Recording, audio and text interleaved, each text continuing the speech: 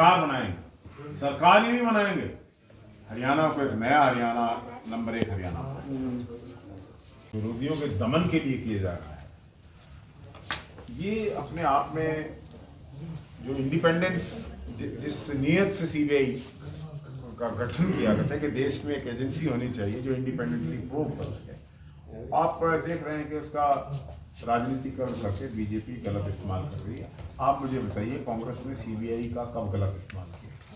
शुरुआत तो कांग्रेस ने की नहीं, अपने अंदर लिया था। मैं 10 बीजेपी वाले आरोप लगाते थे आप मैं आपको 10 इंस्टेंसेस, मैं आपको 50 इंस्टेंसेस देता हूं जहां सीबीआई ने कांग्रेस के नेताओं पर छापे मारे।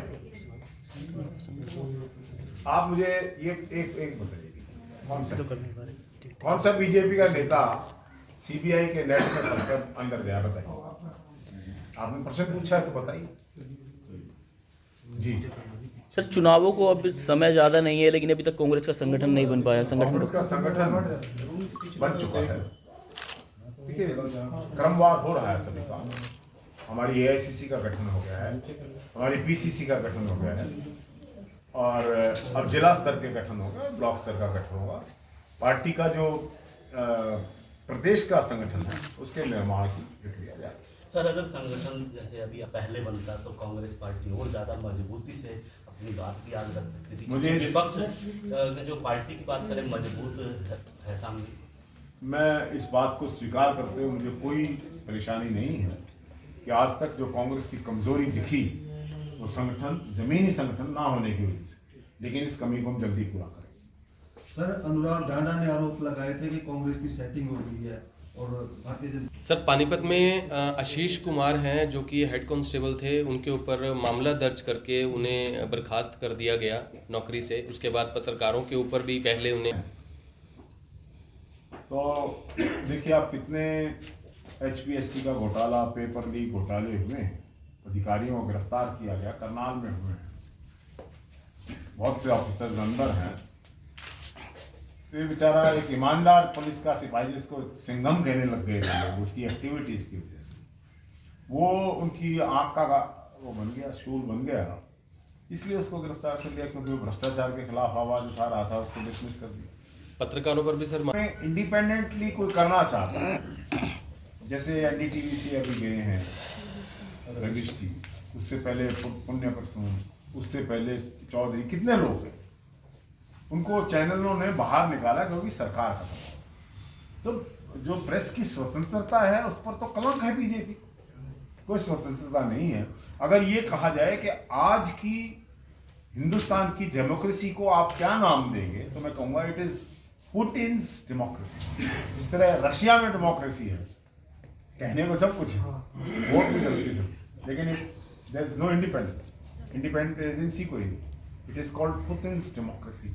India has become a Putin's democracy. एक सर, विधानसभा में अभय चौटाला दुष्यंत चौटाला पर आरोप लगाते नजर आए थे कि सारा हरियाणा बेचकर खा गए। उसके बाद पूर्व मुख्यमंत्री भूपेंद्र सिंह हुड्डा जी ने भी चुटकी ली थी, क्या कुछ कहेंगे उस पर? देखिए, चाचा भतीजे की लड़ाई है और लड़ाई खाने पीने पे हो रही है, उसका हम क्या करें। अजय चौटाला ने बयान दिया था कांग्रेस की जूतियों में खीर बटती है, क्या प्रतिक्रिया? किसने दिया था ये? अजय चौटाला ने यहाँ पे करनाल में। कांग्रेस की जूतियों में खीर,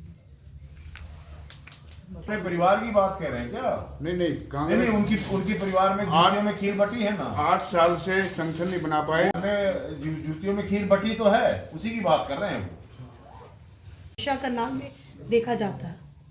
देखिए, आप पता नहीं क्या देख रही हैं कि मैं ये कह सकता हूँ कि करनाल की जो कांग्रेस है वो एक संगठित कांग्रेस है, उसका एक स्वरूप है, और आप देख रहे हैं।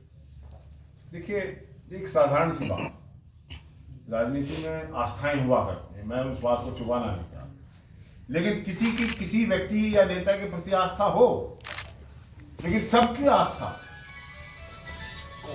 कांग्रेस में है, राहुल गांधी की लीडरशिप में है, प्रियंका खरगे, उसमें कोई डिस्प्यूट नहीं। हेडक्वार्टर में जो हिंडनबर्ग वाला मामला हुआ है, जो अडानी को हज़ारों करोड़ रुपया मोदी जी ने दिया है उसके ऊपर चर्चा किया गया है। उसकी ड्यूटी स्पेशल करके कुलदीप शर्मा जी की और लहरी सिंह जी की लगी थी कि उसको बताया दे। आगे के जो कार्यक्रम है जल्दी आपके सामने आ जाएंगे। 4 दिन के लिए अभी LIC के दफ्तर के बाहर इनके बाद धरना देना है, उसके बाद 13 तारीख को प्रदर्शन करना है, चंडीगढ़ में जाके घेराव करना है। ये सारे कार्यक्रम आपको आने वाले समय में बता दिए जाएंगे। कुछ कहना चाहेंगे सर, आज की प्रेस वार्ता अभी कांग्रेस के द्वारा की गई है? आज जो प्रेस वार्ता की गई है उसके अंदर हमारा जो पहले भारत जोड़ो अभियान था, जो पूरे देश के अंदर राहुल गांधी जी के द्वारा चलाया गया था और उसको अपार सफलता लोगों ने दी और लोग जो बीजेपी की नीतियों के खिलाफ लोगों ने राहुल गांधी जी का साथ दिया, सड़कों पे आए। आप करनाल में भी आपने देखा था कि किस प्रकार से हुजूम था यहाँ। उसी अभियान की सफलता के बाद अब ये हाथ से हाथ जोड़ो जो अभियान शुरू हुआ है, इसके अंदर पार्टी की तरफ से मैं अपना अरुण पंजाबी, मुझे असम से कोऑर्डिनेटर लगाया गया। ये मेरे मित्र हमारे कांग्रेसी मुनीश परवेज राणा जी हैं, ये तरावड़ी से, इनको निसिंग ब्लॉक का कोऑर्डिनेटर लगाया गया। तो हमारी जो पार्टी लगातार निरंतर जो हमें ड्यूटियाँ दे रही है, हम उसको पूरी तरीके से निभाने की कोशिश कर रहे हैं। और इसी अभियान में अब हाथ से हाथ जोड़ो में हमने कल से असम के अंदर अपनी जो शुरुआत की है, अनाज मंडी को हम कवर करके आए हैं कल, और कोर्ट जो वहाँ था वहाँ हम कवर करके आए। वहाँ बहुत लोगों ने हमें अंदर बुला करके शॉप्स के अंदर बैठा करके हमारे से बातचीत की है और इस सरकार की जो गलत नीतियां हैं उसको लेकर के वो भी हमारे साथ बातचीत करते रहे। और हमने राहुल गांधी जी का जो पत्र था हाथ से हाथ जोड़ो में वो उन लोगों को दिया और सबसे अपील भी की कि मैक्सिमम टू मैक्सिमम हमारे जाने के बाद भी आप इस जो पत्र है, ये जो पैम्पलेट हम उनको दे करके आए हैं, जिसके अंदर सारा जो बीजेपी के गलत नीतियाँ हैं उसके बारे में विवरण किया गया है और राहुल गांधी जी की जो भारत जोड़ो यात्रा थी उसके बारे में विवरण किया गया है। और उनका जो उसके अंदर एक पत्र है इस यात्रा को लेकर के जो उनका था, जो एक्सपीरियंस था, उसके बारे में भी हमने लोगों से अपील किया कि इसको ज़्यादा से ज़्यादा, क्योंकि आजकल सोशल मीडिया का ज़माना है, फेसबुक और व्हाट्सएप पे सब लोग आजकल एक्टिव रहते हैं। तो हमारी कोशिश यही है कि ये मैक्सिमम टू मैक्सिमम हाथों में भी लोगों के जाए और सोशल मीडिया के थ्रू लोग इसको पढ़ें।